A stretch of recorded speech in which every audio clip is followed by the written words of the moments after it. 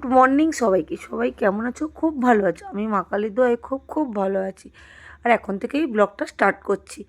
এখন ঘড়ির কাঁটা বেজে গেছে সকাল 6টায়, দেখতে পাচ্ছ। আর একজনের ডিউটি হচ্ছে পাখি খাওয়ানো। এই যে বলেছিলাম না, শালিক পাখি 3টে নিয়ে এসেছিলাম। বেচারি সব পাখিগুলো খেতে পারে, এই ছোট্ট পাখিটা একদমই কিছু খেতে পারে না। আর হ্যাঁ, আজকে কিন্তু একটা স্পেশাল দিন। কী বলো তো তোমরা, আজকের স্পেশাল দিন কী বলো তো, বলছি বলো তো, আজকের কী বার। আজকের হচ্ছে বুধবার, 25শে বৈশাখ, রবীন্দ্রনাথ ঠাকুরের জন্মদিন। আমাদের কবিগুরু রবীন্দ্রনাথ আজকে জন্মগ্রহণ করেছিল।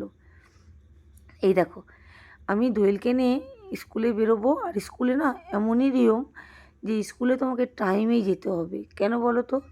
যে স্কুলে আজকে একটা যে যাবে না তাও হবে না। কেন? ওদের নাকি এইসব মানে ক্লাসগুলো খাতায় নাকি হয়, মানে পরীক্ষায় নাম্বার যোগ হয়। সত্যি কি মিথ্যে আমি জানি না, আমার মেয়েটা বলল। আর হ্যাঁ, হতেই পারে, কেন অনেকেই অংশগ্রহণ করে আর এক্সট্রা কালচারগুলো তো দেখে ওরা, তার জন্য। তাই আমার মেয়ে তো একা একা অলরেডি রেডি হচ্ছে। আর একজনের কাজ নেই, সে পাখি নিয়েই বসে আছে। দেখো দেখো না, দোয়েল না খুব বড় হয়ে যায় না, ও খুব অসুস্থ গো। মানে জ্বরটা কাটান দিয়েছে, কিন্তু খুবই অসুস্থ। আবার মানে ভোরবেলা জ্বরটা কাটান দিয়েছে, আবার কখন জ্বর আসবে জানি না। তাই আমি ওকে বললাম যে যেতে হবে না। ও তো কান্নাকাটি জুড়েছে যে মা একটু যাই, নাহলে কিন্তু আমাদের নাম্বার কেটে। দেখো, আমাদের দোয়েল বুড়ি একা একা কি সুন্দর সাজুগুজু করে নিয়েছে। শরীরটা দুর্বল, ওষুধ খাইয়ে দিয়েছি আর একটু মুড়ি ভিজিয়ে খাইয়ে দিয়ে পাঠাবো। কেন স্কুলে কখন টিফিন দেবে জানি না। আর স্কুলে টিফিন দেয় কিনা সেটাও জানি না। কেন আগের বছর প্রোগ্রাম হয়েছিল, আমি যাইনি, ও গেছিলো দাদার সাথে। আর আমি এই দেখো শাড়ি পরে দিয়েছি। ও শাড়িটা পরতে পারে না, কিন্তু মেকআপ করতে পারে। তার বাবারা তাকে দুটো মুড়ি ভিজিয়ে খাইয়ে দিচ্ছে। ও তো খাবেই না, ওকে জোর করেই খাওয়ানো হচ্ছে। কেন? ওর বাবা বলছে নাচ করলে তুই তো অসুস্থ হয়ে যাবি, আর একটু মুড়ি ভিজে খা, তাহলে একটু শরীরটা ভালো লাগবে। বলতে ও 2 গাল না 3 গাল মুড়ি খেয়েছে, বেশি খায়নি। আর ও খুব ছোটোবেলা থেকেই নাচ করে, পাক্কা 3 বছর থেকেই নাচ করে। ওই জন্য নাচের প্রতি প্রচুর ন্যাক। আর জ্বর হলেও নাচ করে। আর স্কুলের প্রোগ্রাম বললে তো একদম বাবু নছরবান্দা। আর স্কুলের প্রোগ্রামগুলো কী বলো তো, যখন যে নাচ করবে, মানে ওগুলো নাকি মানে নাম্বার যোগ হয়, জানি না আমি ঠিক। দেখো, কালকে রাত্রে বাবলা 4টে ফুল নিয়ে চলে এসেছিলো। 4টে না, 2টো ভুল বলছি।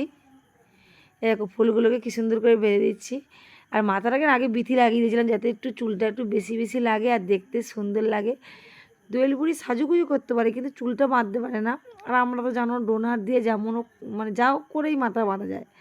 এই দেখো ফাইনালি আমি রেডি হয়ে যাই। দোয়েল বুড়ি ওই যে দেখতে হচ্ছে, আমাদের দোয়েল বুড়িকে শাড়ি পরলে যা লাগে না, কতজনও বড় হয়ে গেছে, কিন্তু ও খুব বড় না, 6এ পড়ে।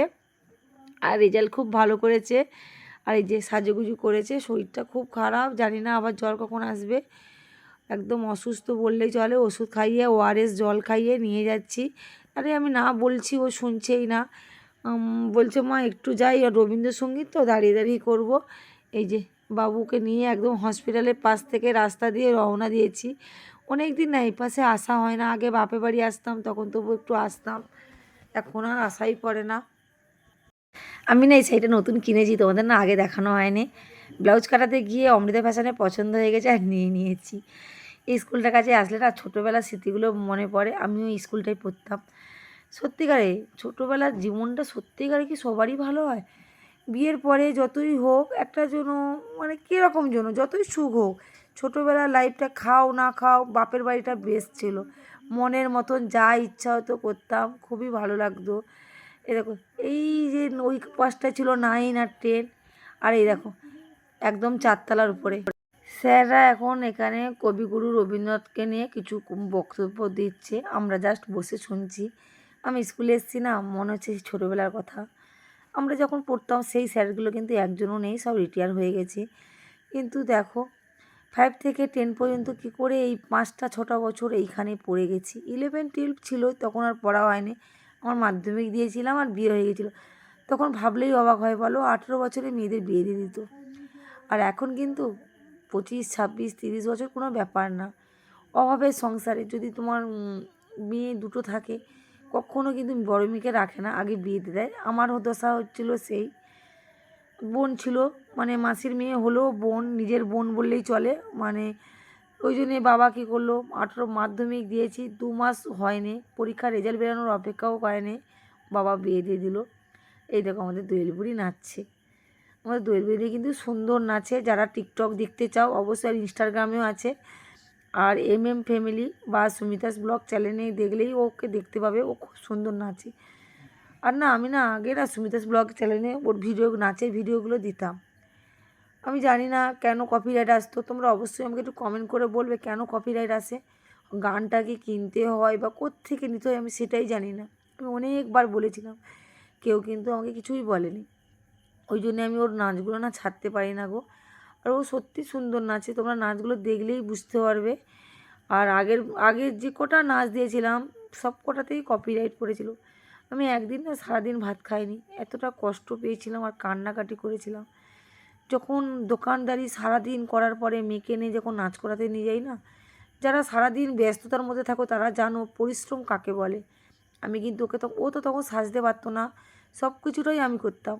বিভিন্ন জায়গায় যেতাম, রাত 1টা 2টোর সময় বাড়ি আসতাম, আবার এসে রাতটুকু শুতাম, সকালবেলা উঠে আবার দোকানে, আবার মেয়ের এই যে জিনিসপত্রগুলো উলট পালট হয়ে পড়ে থাকতো সেইগুলো গোছানো, আবার মেয়েকে ঘরে নাচ প্র্যাকটিস করানো, মানে দোকানদারি। যারা সব কিছু করো তারা নিশ্চয়ই জানো একটা মেয়ের লাইফে মানে নিজের বলে কোনো জিনিস হয় না। আমার দশা হচ্ছে সেই। আমি অভাবের সংসারের মেয়ে তো, মানে বাবা খুব গরিব বাড়ির মেয়ে, অভাব কী জিনিস জানি। বসে থাকতে আমার একদমই ভালো লাগে না, মনে হয় যেন কিছু একটা ইনকাম করি, কিছু একটা দিই, গরিবের পাশে থাকি।